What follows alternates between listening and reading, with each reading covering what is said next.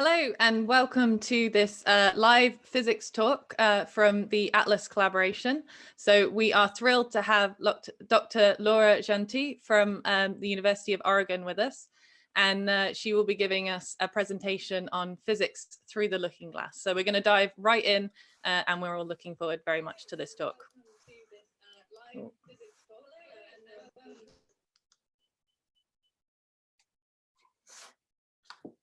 Hello, I'm Laura Jeanty. Thank you very much for joining today. This talk is associated to the LHCP conference, which is ongoing and was supposed to be held in Paris. Instead, physicists are connecting to this conference from their homes all across the globe. And since I'm connecting from my home in Oregon, I wanted to show you what Oregon looks like so you can envision me while I'm giving this talk. This is a picture I took from my porch yesterday about the same time. As you can see, it's basically the same as being in Paris. I'd like to start this talk with a puzzle. This puzzle was coined the Ozma problem in 1964 by Martin Gardner. This puzzle involves aliens. So the question is, if we could communicate with aliens, but we couldn't see any objects in common with them, could we tell them what we mean by left or right? Is there any fundamental experiment we could use as a benchmark to define the difference? Up and down is easy because we can tell them that gravity always attracts things down, and gravity behaves the same way on their planet, so they could do that experiment and have a benchmark for down. But is there any physics that can tell left from right? This question is the same as asking whether there's a symmetry between left and right at a basic level. Gardner thought a lot about symmetry, but thinking about symmetry is, of course, much more ancient than the 60s. And we have been thinking about symmetry as humanity in many different ways throughout time and throughout cultures. One way that we have been thinking about symmetry and appreciating it is art.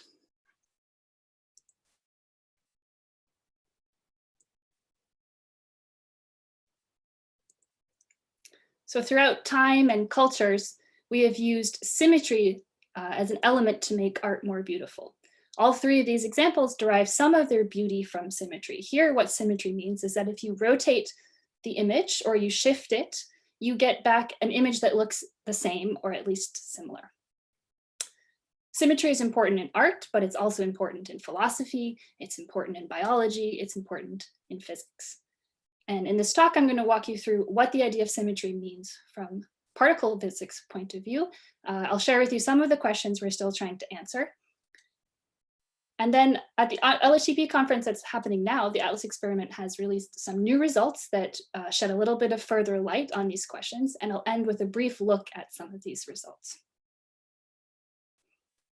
Okay, to start this story, we're going to go back to 1931. Let's start with a quick look at symmetry in the evolution of particle physics. Way back in 1931, this was our picture of the fundamental particles that exist. We have the electron, the photon, and the proton. And with these fundamental particles, you can build up atoms, and that explained much of what we observe. Now, what distinguishes these particles from each other? Well, there were two properties that were known about then that distinguished them. One was the electric charge. So the electron is negative and the proton is positive. The photon has no electric charge, it's neutral. The second was the mass. The electron has a mass. This is 511 keV. This is like 10 to the minus 28 grams. It's tiny. The point is that the proton is much heavier than the electron, and the photon is massless. So this was our picture of the world at the fundamental level in 1931. And this was rapidly changed in 1932 by an experiment done by Carl Anderson. So Carl Anderson took a cloud chamber, which can look at particle tracks, and he looked at cosmic rays. Cosmic rays are particles that are constantly raining down on us from the atmosphere and from outer space. He saw this track in the picture, which looks just like an electron. It looked like it had the same mass as an electron. But the cloud chamber was in a magnetic field, and the electron was bending the wrong way. It would only bend that way if it had positive charge. But the electron, remember, has negative charge. This was a discovery of the positron, the anti-electron. This wasn't a total surprise, even though it's crazy to think that the antimatter actually exists. Paul Dirac had actually discovered or predicted a symmetry of the underlying mathematics that describes how fundamental particles behave a few years before this. And no one really knew what to make of that symmetry that existed in the math until Anderson discovered that that symmetry actually corresponded to a real physical particle that's produced by interactions sent to us from outer space. And this was the discovery of antimatter. Because it fit into this symmetric framework of the mathematics, the discovery of the positron, of the antimatter electron, led overnight to a doubling of the number of particles in our model. So we then knew that for every particle, it had an exact opposite, where all of the properties were the same, except for the charge. So you have a negative electron and a positively charged positron. You have a positive proton and a negatively charged antiproton, which was discovered in the 50s. Now the photon, because it has no charge, it actually is its own antiparticle. So there's only one version of the photon. So this symmetry, this is a real symmetry of nature, this antimatter reflection. And the discovery of the positron confirmed that this symmetry, antimatter symmetry, is actually real in nature. Now, I'm going to skip over a huge amount of work, essentially corresponding to a century of measurements and theoretical developments, to show you what our view today is of the fundamental building blocks of the universe. And that's called the standard model of particle physics. So this is a nice compact picture, which shows you at the most fundamental level, the most elemental particles that we think you can get if you break stuff up apart as much as you can. So this is a nice picture. It's hiding a lot of the details of the model, but it does correspond to the fundamental elements that we believe are the building blocks of the universe. I'd like to point out the Higgs boson in the upper right corner in yellow. So the Higgs boson is the new kid on the block. It was discovered in 2012 by us, the ATLAS and CMS collaborations, and it completes this very nice table and makes the standard model internally consistent, which is a real triumph of the model. So this is one way of looking at the standard model. There's another way of representing these particles, and that's via plushy toys. This is the only show and tell component of the talk. I actually wanted to show you a Higgs boson. I have a Higgs boson, but it turns out it's in my office. And like many people, I haven't been to my office in months. So I was reduced to finding what particles I had at home. So I have a gluon. The gluon is massless, so you can see it's quite light. I also have a W boson, and the W boson is not massless, it's pretty heavy, and you can see that it behaves differently than the gluon. Okay, that's the only show and tell. So let's go back to this table of the standard model of particle physics. So what distinguishes these particles? Every electron is exactly like every other electron, but the electron is different than all the other particles in this table. And what distinguishes them, the properties that make an electron different from the Higgs boson, those properties are their charge, the particle's charge, their mass, and their spin. Spin is essentially a quantum mechanical version of angular momentum. So you can think of it like the particle's intrinsic angular momentum. And these are the three distinguishing features of the particles in our model. So now I'm going to walk you through just a few of these particles and explain what their role is in the world. So first, let's start with the photon. So the photon is the particle of light and all electromagnetic radiation.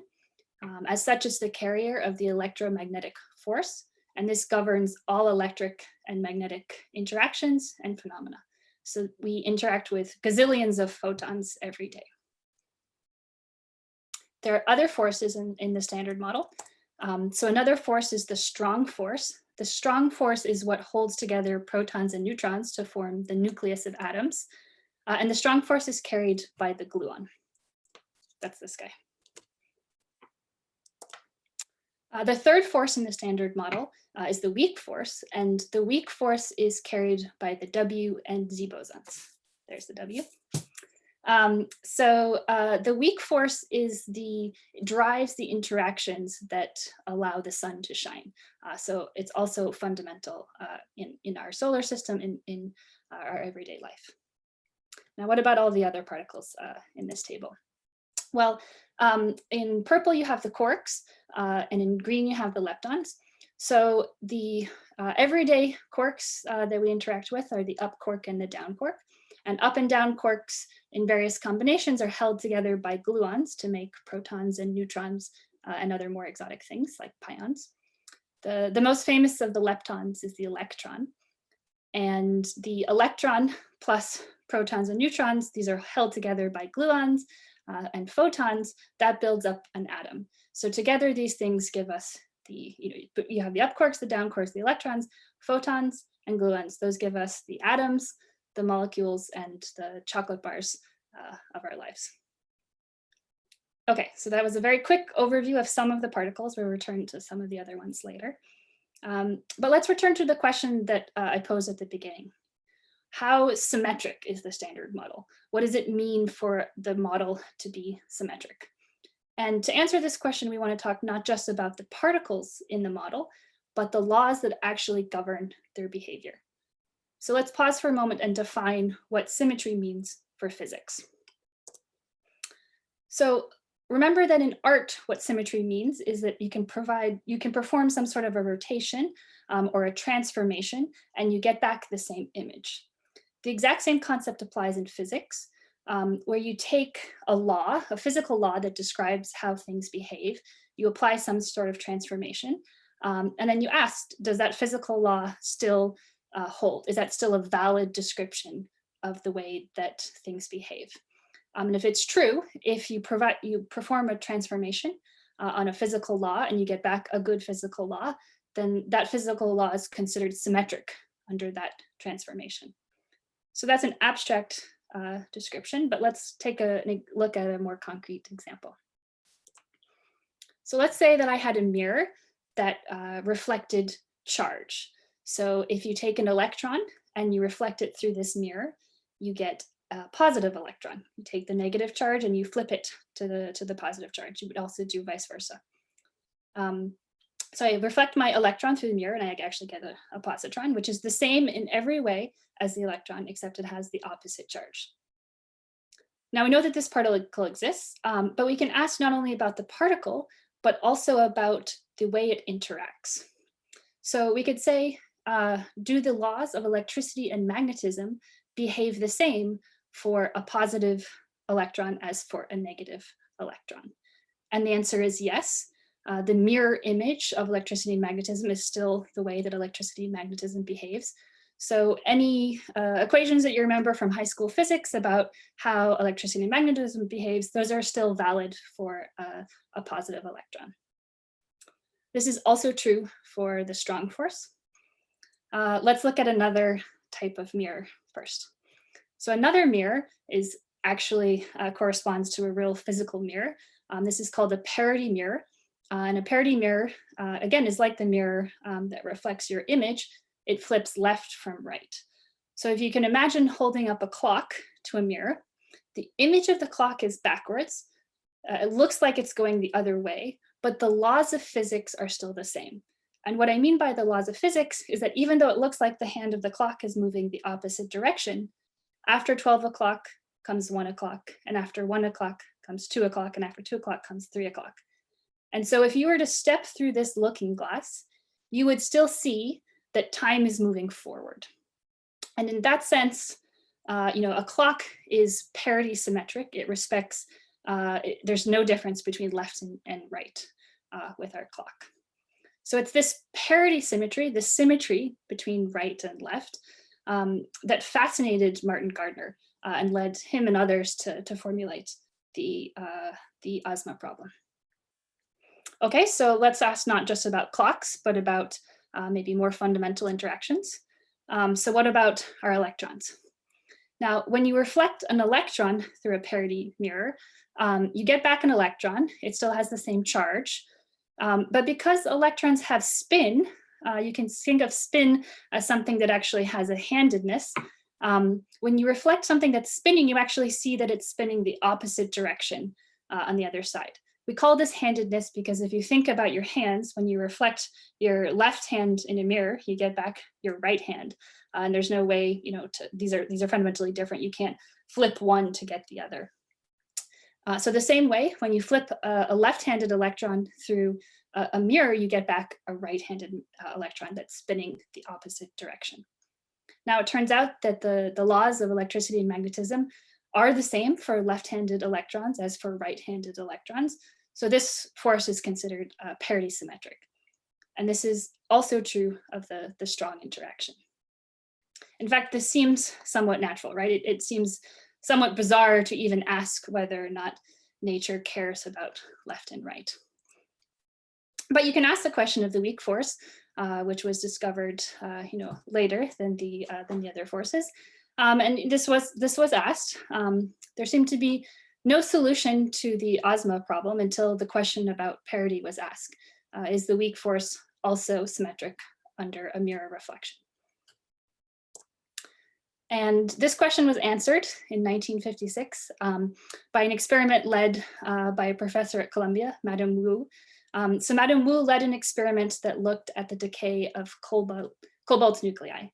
Cobalt-60 nuclei decays via the weak force, and it emits an electron. But cobalt also has a spin, and that spin gives the cobalt a direction.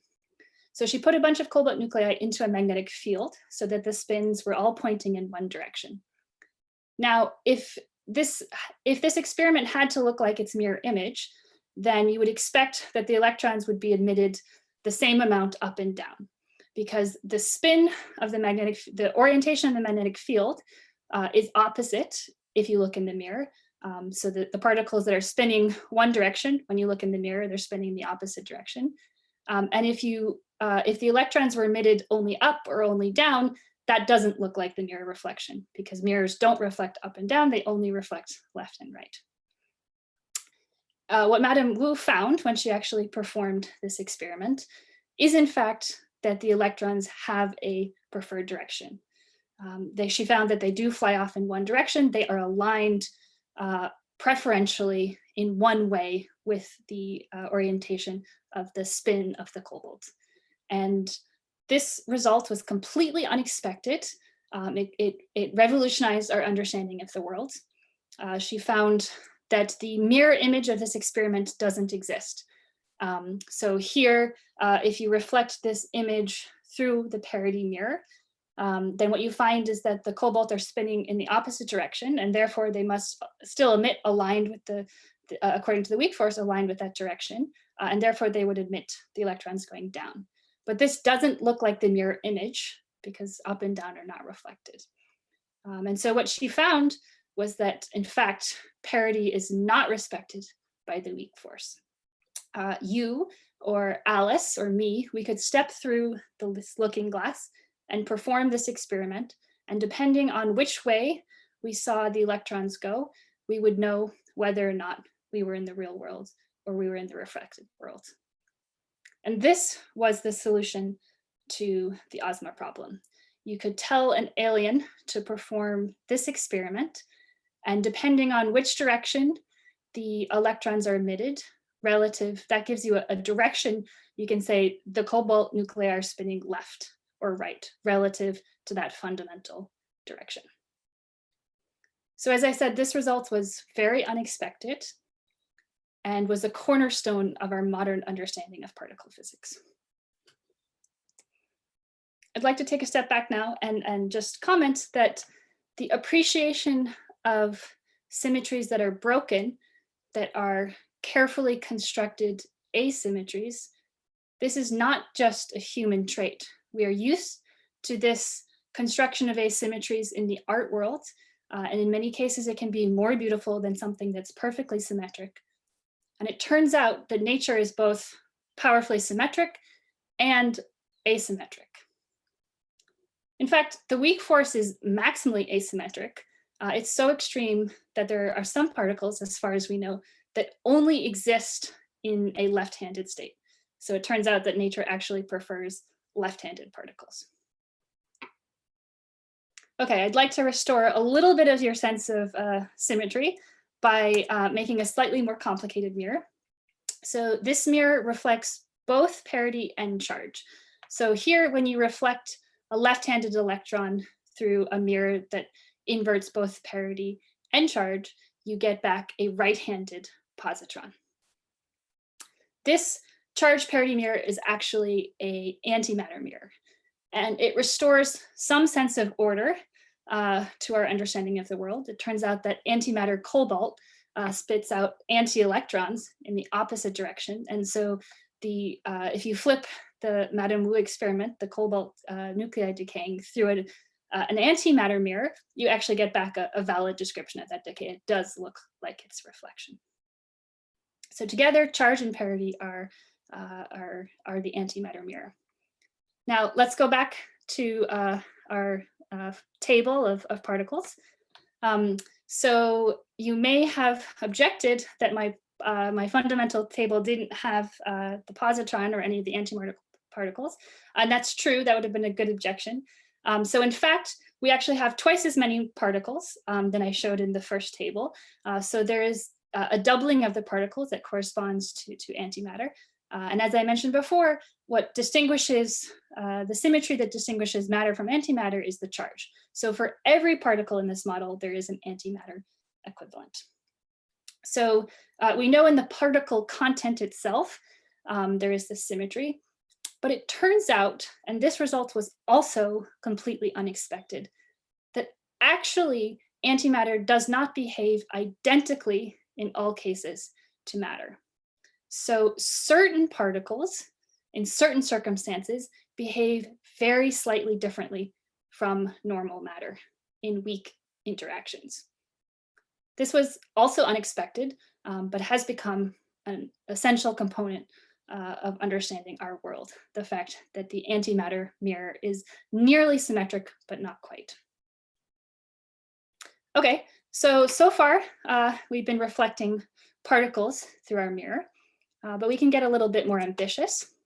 We can say, what happens if we reflect the universe through our antimatter mirror? Well, we get back an antimatter universe. And as I said, this antimatter universe looks almost identical to ours. This should be a valid existence because we know that antimatter is almost the same as matter. But when we look up into the night sky, we don't see any evidence of antimatter planets or antimatter galaxies. If they existed, then there would be characteristic signals of photons or gamma rays where the boundary of the antimatter galaxies met the boundary of the matter galaxies. So matter and antimatter annihilate when they meet, and that gives out photons with very characteristic energies. And we don't see any evidence of those photons coming from anywhere in the night sky. And this tells us, as far as we know, that as far as we can see, the universe is made of matter, not antimatter. In our model, in our standard model, we have a small amount of antimatter asymmetry. But when we look up into the night sky, we see an enormous amount. We observe a big one in the night sky. And the difference between this small asymmetry in our model and this enormous asymmetry that we observe astronomically, this is one of the major outstanding questions in particle physics. And that question boils down to, why is the universe made of matter and not antimatter? Another way of asking this question is, where did all the antimatter go after the Big Bang?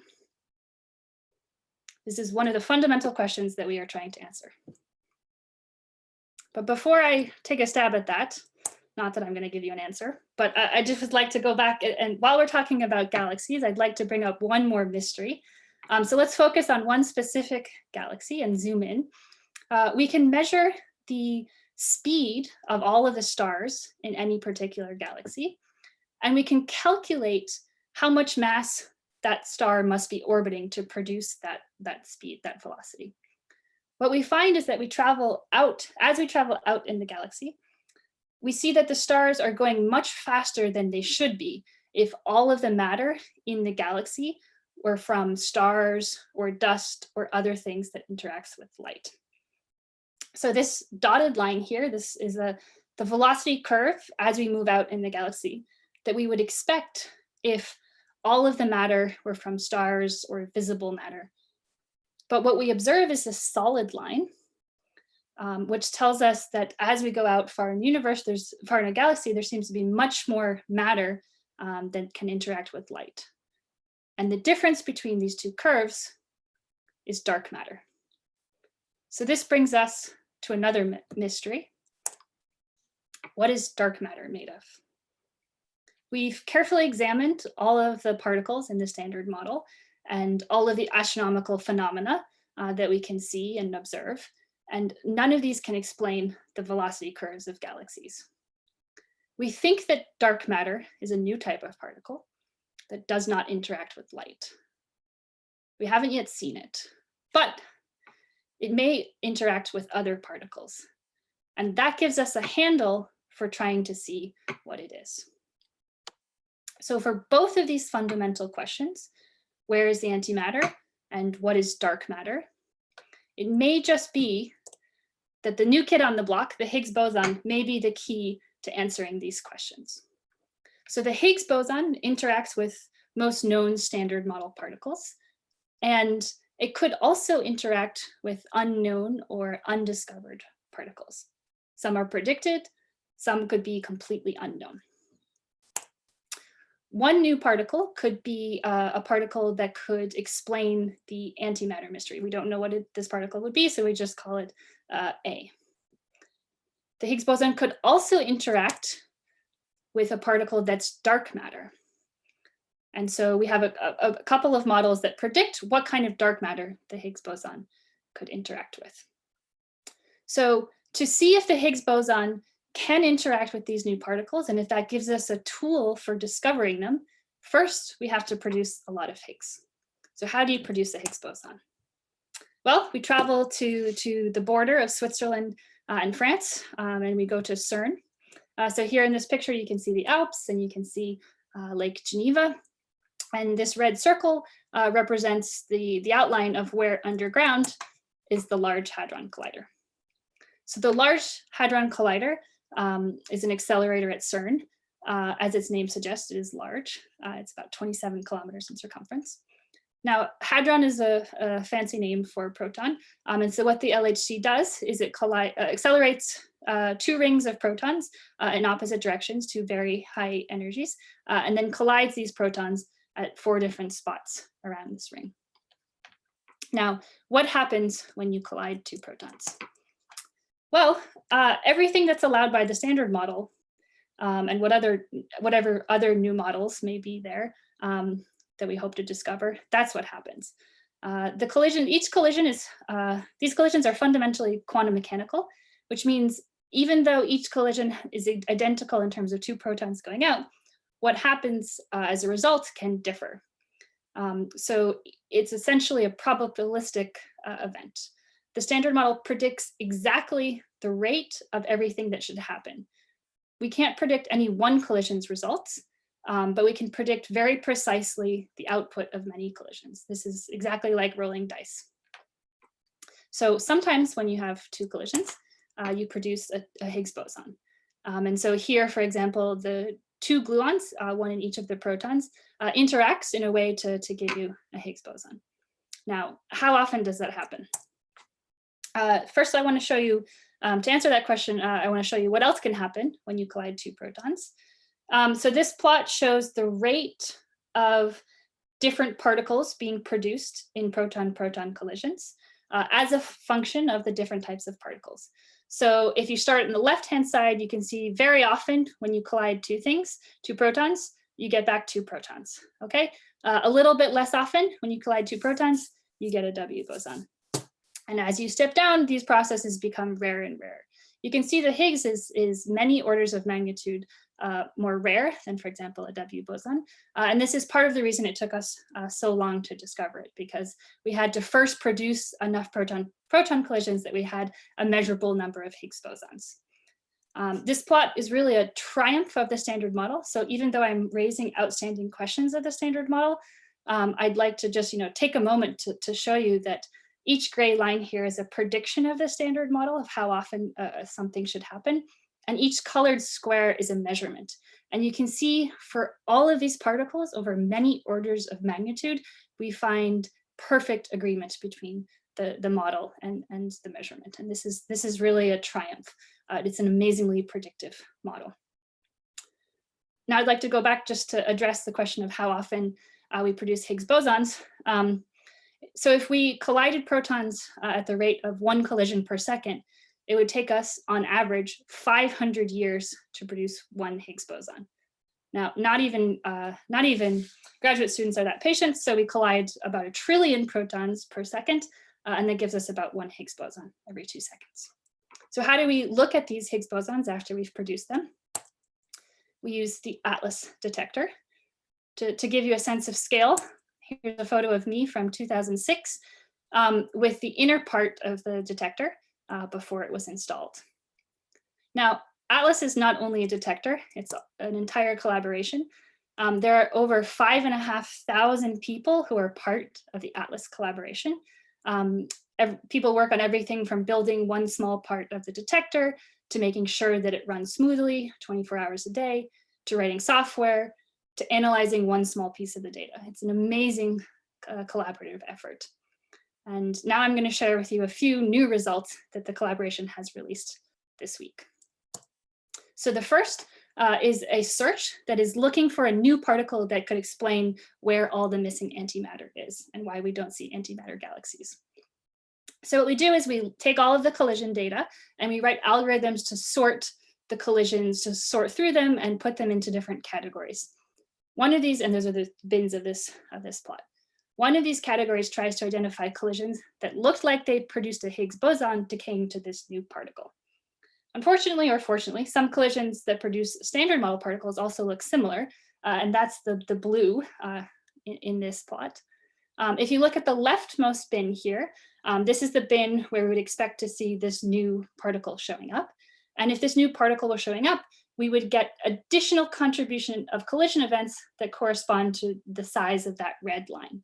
So if this particle were being produced in our proton-proton collisions, you'd expect to see the data on top of the prediction from the standard model by about 20 events.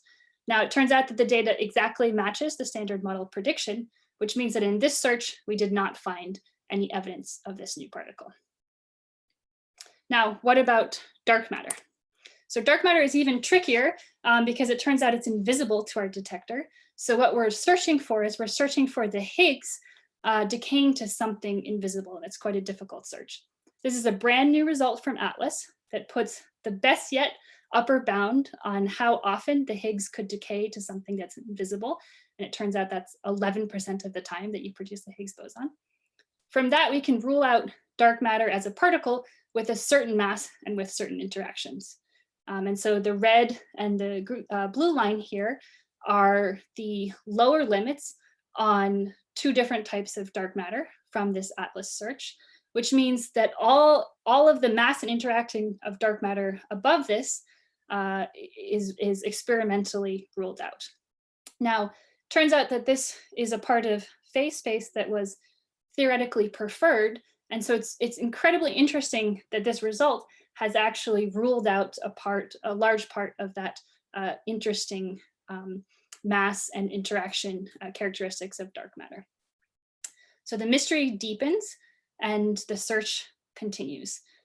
We have to now continue to challenge some of our guesses about what dark matter could be, and we have to keep looking. Okay, I'd like to briefly return to another mystery because we also have a very interesting result that corresponds to that. So I quickly went over the fact that the strong interaction, when you flip it through the antimatter mirror, is actually symmetric. So the strong interaction is exactly the same for antimatter, unlike the weak interaction. We don't know why the strong interaction is symmetric across the antimatter mirror and the weak interaction is not, which leads us to another mystery.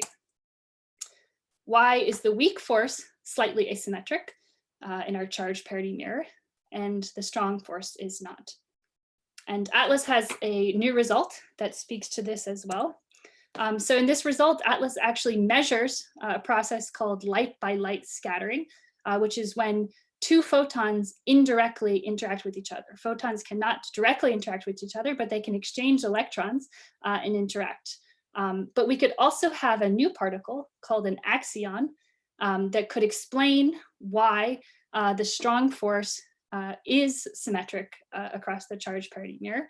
And two photons could also interact virtually via an axion.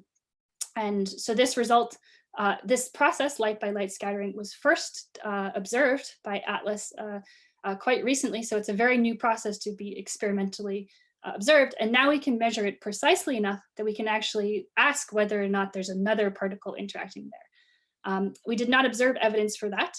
And so this light blue area tells us, again, gives us a sense of where the axion is not, what the axion mass is not.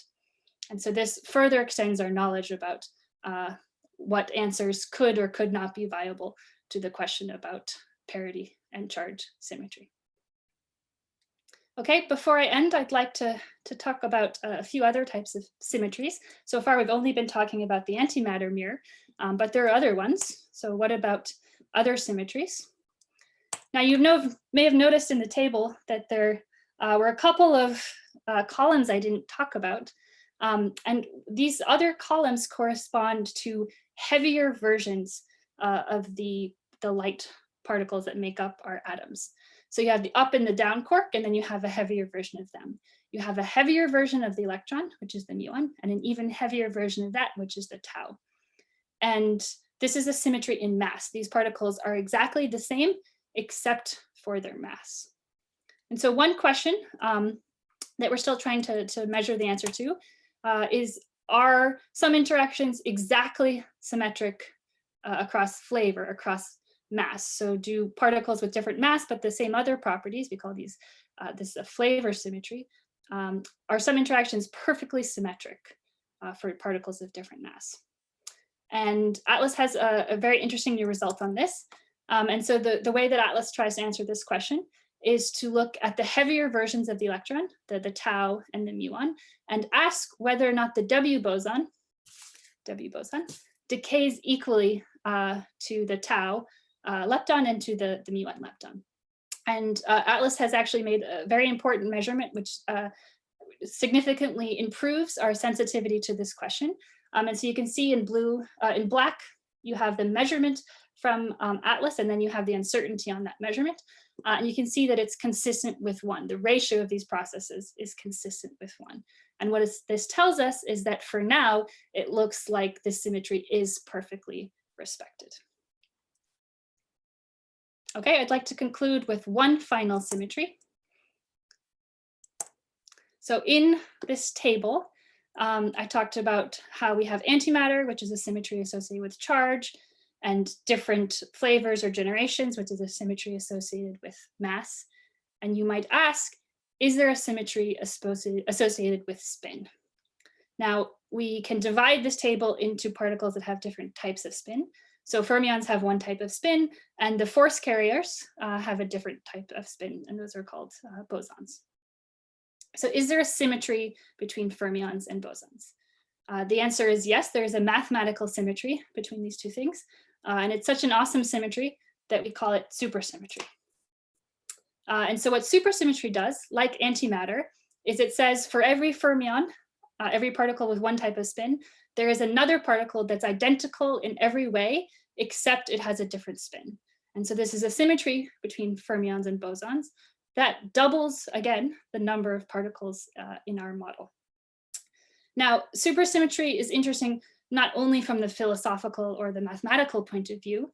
It's not just you can think it's amazingly powerful because it is an additional symmetry of our model that should be respected the same, we think should be respected the same way that the other ones are.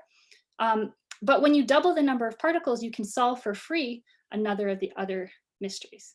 So supersymmetry can give you a dark matter candidate, and it can explain why the Higgs boson has the mass that it does. So you take a fundamental symmetry and ask if it's there, it can actually solve other puzzles. And this is a pretty compelling reason to think that supersymmetry might be a symmetry that exists in nature. And so the question is, does supersymmetry exist in the real world? We haven't yet found it, but it could exist in many forms, and we're looking for it everywhere that it could be. And I'd like to finish with one last result from Atlas. So Atlas has released in this conference 3 new results that are searching for different types of supersymmetry. This particular search combines 2 of our favorite things, supersymmetry and Higgs bosons. And so here, this diagram represents 2 proton-proton collisions that could produce some type of supersymmetric particle that would decay via a Higgs boson to dark matter.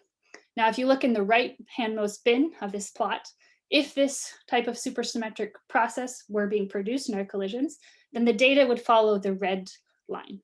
What you see is actually that the data follows the standard model prediction without the supersymmetric prediction. So we can conclude that this particular flavor of supersymmetry doesn't exist in nature. But there are many more that could exist, and we continue to look for them. So I'd like to end going back to my original question: how symmetric is the universe? We are still trying to answer this question, and I invite you to stay tuned. We will continue to take data until at least 2035. And as we collect more and more data, we can make more and more precise tests of these symmetries, and we can look for heavier and heavier versions of new particles that might answer some of the outstanding questions. I'd like to just say as a closing remark that these questions aren't only driven by curiosity about the world around us. In some sense, these questions are the most existential questions we could ask. If the symmetry between matter and antimatter were not slightly broken, then after the Big Bang, all matter would have annihilated with antimatter, and our galaxy, our planet, and us, we wouldn't be here today. So our very existence is dependent not only on the symmetries of nature, but on the asymmetries as well. Thank you.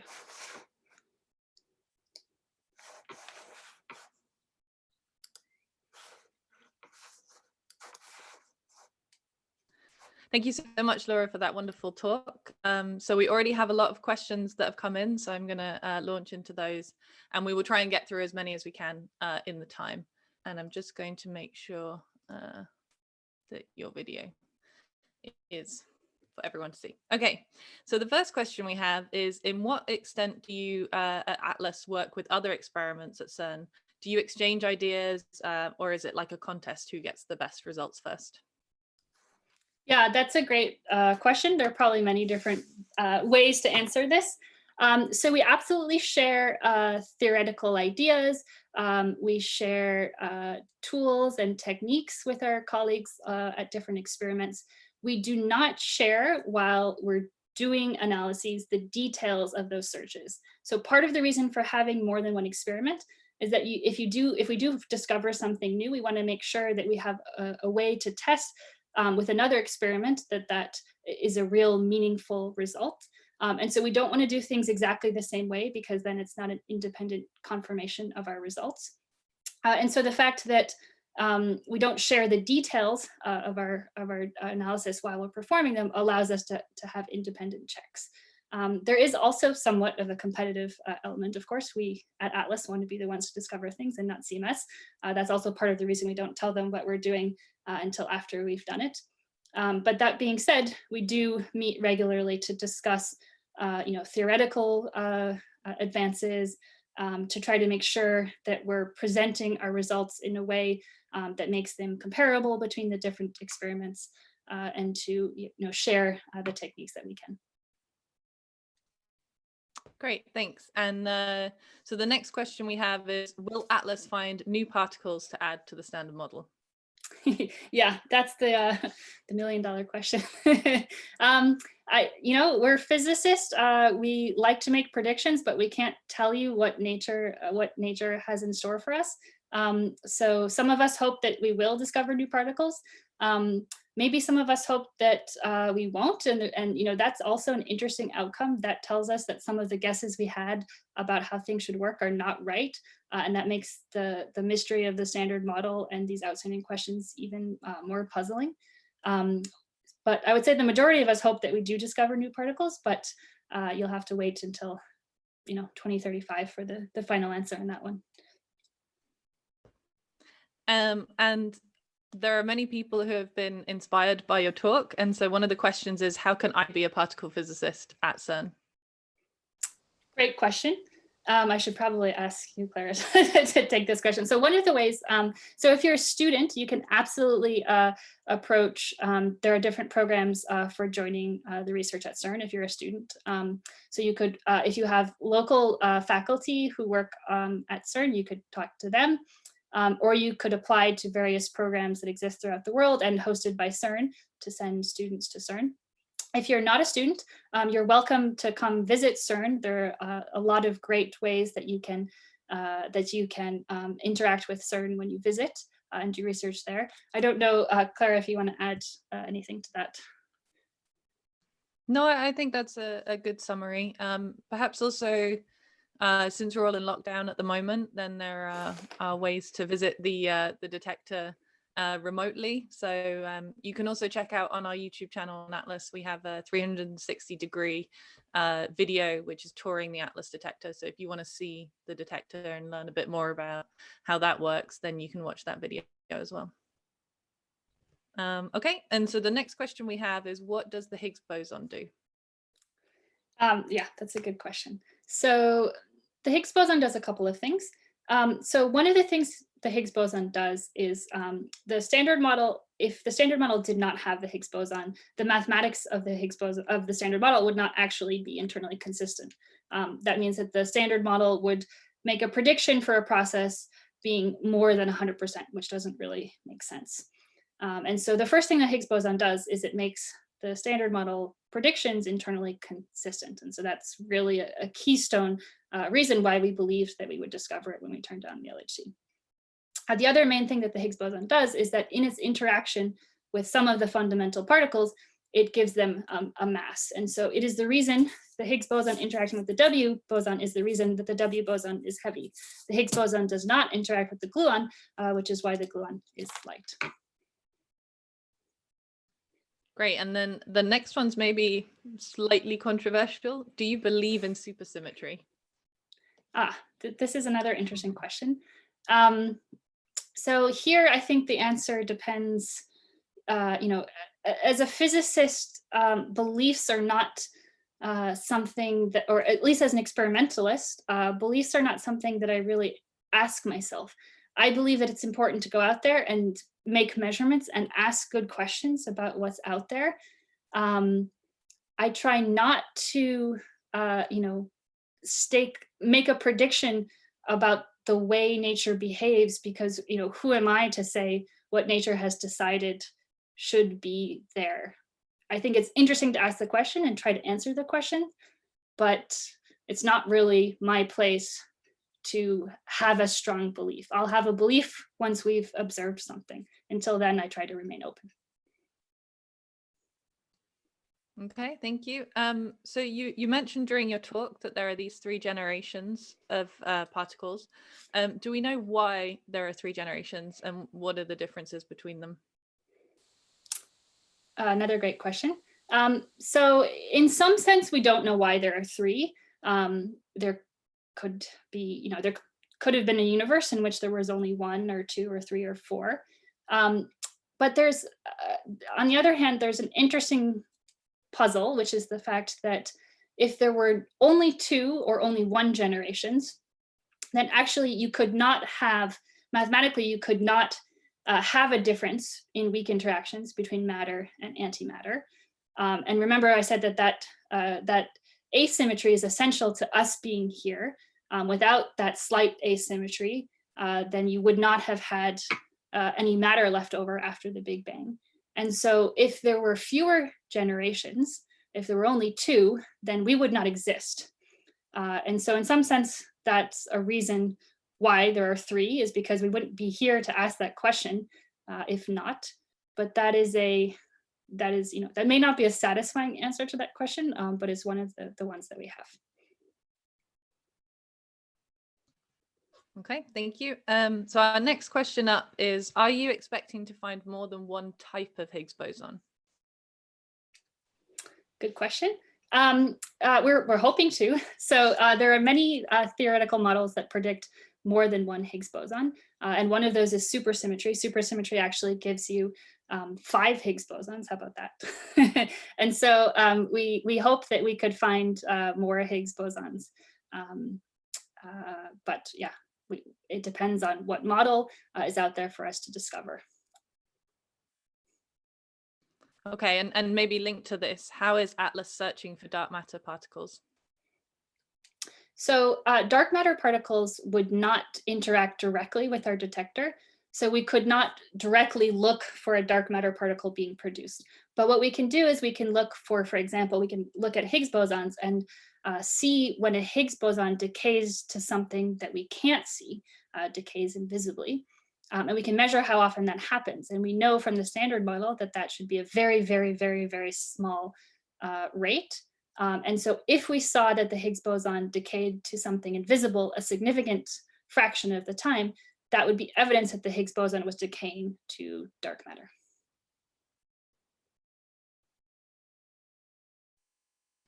Okay, and then linked a bit to the Higgs boson that we were talking about. If the Higgs boson interacts with other particles and they gain mass, then how can the Higgs boson have its own mass? Yep, good question. So the Higgs boson actually, the Higgs boson gets its mass in a slightly different way than the other particles. But interestingly, the Higgs boson can actually interact with itself. So unlike the photon, the Higgs boson can actually interact with itself.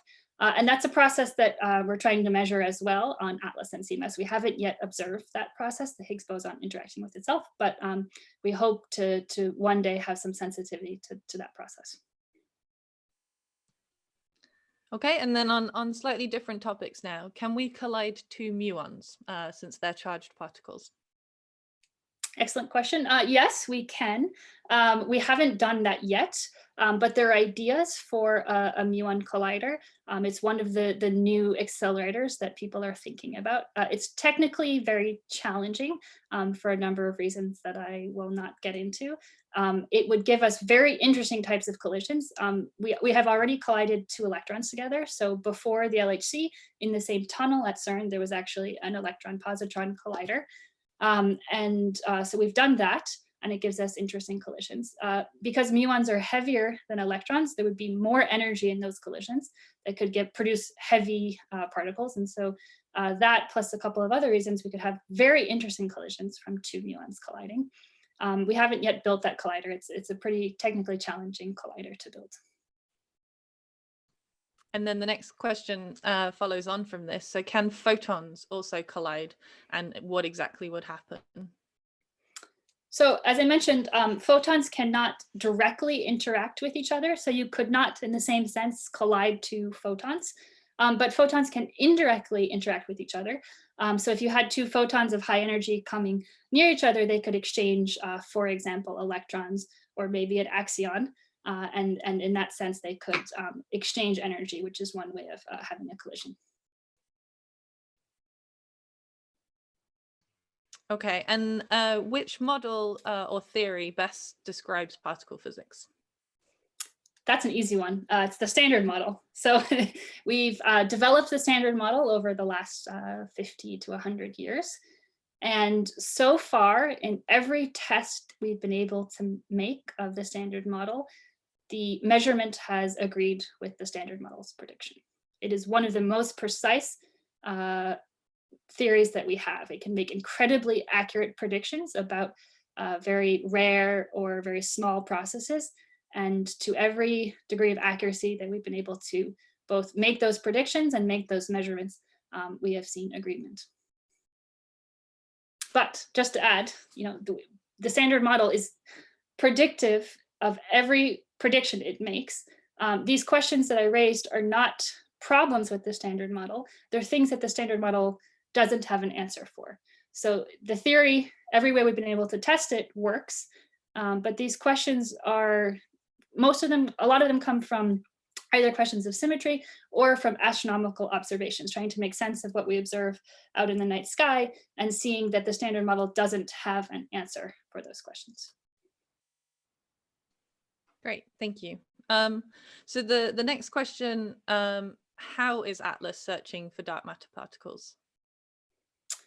So I think I may have addressed this question already. So one of the ways we're doing it is by looking for Higgs bosons decaying to invisible particles. I can add for completeness that that's not the only way. So ATLAS is also looking, maybe the dark matter doesn't interact with Higgs bosons. That would be weird, but maybe it interacts with something else. So we're also looking for other processes where you have some standard model particle coming out and something invisible. And that would again be evidence of dark matter. So maybe to follow up, how do we measure something that we can't detect in our detector? Yep, that's a great question. So we know when two protons collide that in the initial collision, energy in the transverse direction, if this is the longitudinal direction and this is the transverse direction, we know that energy is conserved. The initial energy in the transverse direction is 0. And then we can measure all of the energy in the transverse direction of all of the particles coming out, and we sum that up. And if there's something, if we don't get 0, it means that there was some energy that we didn't observe. And that invisible energy, that missing energy, corresponds to an invisible particle that's carrying away some energy from the initial collision. So it's only by measuring everything that we can infer that there was something we didn't see. Great, thank you. So we're coming up on the hour, so I've got 2 more questions coming up, and then if we didn't manage to get to your question, then please post it in the video description afterwards, and we'll try and get to it in the text. So we will try and make sure that all the questions are answered later, if not right now. So the next one is it challenging to compute the huge amounts of millions of collisions per second? Absolutely. It is. This is one of the big challenges. So just recording all of the data, so we can't actually record all of the collisions. It's too much data. And so we have to make very quick decisions in microseconds about which collisions are worth saving and which ones are just 2 protons bouncing off of each other. And so then we only record a fraction of the collisions, and then we have still a huge amount of data, trillions and trillions and trillions of collisions to analyze. And it is both computationally, in terms of writing software and in terms of designing good algorithms, it is an enormous challenge to efficiently and sensibly sort through all of those collisions. And that's what a large fraction of the ATLAS collaborators, that's what we spend our time on. Okay, wonderful, thanks. And then the final question is a bit of a thought experiment. So it's, what if one day the gravitational force disappeared? Life be possible? Yes. No, the answer is no. So the amazing thing about the standard model is that you can take any one of these properties, and if you changed most of them even slightly, then life as we know it would disappear. So everything is very sensitive to the particle content and exactly how these particles interact. And the same is true for gravity. So for sure, biology would fail miserably if you took away gravity. Okay, thank you so much. That's all we have time for the questions today. So let me thank you, Dr. Laura Jeanty, for joining us, for your wonderful talk, and for answering all of these questions. Thank you very much. Thank you for all the great questions. Thanks, and thanks everyone for joining, and we'll end the live stream here. So take care, bye.